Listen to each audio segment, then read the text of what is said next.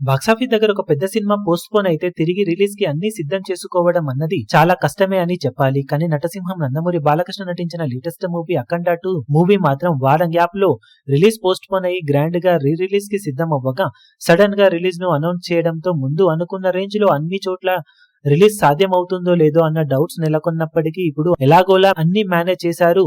కానీ ఓవర్సీస్ విషయానికి వచ్చేసరికి మాత్రం ఒక్కసారి క్యాన్సిల్ అయ్యే షోలు తిరిగి మళ్ళీ అరేంజ్ చేయడం అన్నది కష్టంగా మారే నేపథ్యంలో అదే టైంలో ఇప్పుడు వారం పోస్ట్ పోన్ అయిన అఖండ 2 మూవీ విషయంలో మేకర్స్ అక్కడ లోకల్ డిస్ట్రిబ్యూటర్లు మాత్రం చివరి నిమిషంలో ఓవరాల్ గా ఎక్సలెంట్ గా షోలను అరేంజ్ చేసేలా మేనేజ్ చేశారని చెప్పాలి. ముందు నార్త్ అమెరికాలో 700 వరకు థియేటర్స్ లో సినిమా రిలీజ్ ను కన్ఫర్మ్ చేసుకోగా పోస్ట్ పోన్ అవ్వడంతో షోలన్నీ క్యాన్సిల్ అవ్వడంతో తిరిగి షోలను యాడ్ చేయడానికి డిస్ట్రిబ్యూటర్లు థియేటర్ ఓనర్స్ ఒప్పుకోలేదు. కానీ ఈ వారం రిలీజ్ అవ్వాల్సిన సినిమాల షోలను తిరిగి అఖండ 2 కి వేయడం, వాటికి వచ్చే బుకింగ్స్ రిపోర్ట్స్ సాలిడ్ గా ఉండటంతో తిరిగి ఒక్కో షోను యాడ్ చేస్తూ వెళ్లి ఇప్పుడు ఆల్మోస్ట్ 650 వరకు థియేటర్స్ లో సినిమా ఓవర్సీస్ లో రిలీజ్ ను కన్ఫర్మ్ చేసుకుంది.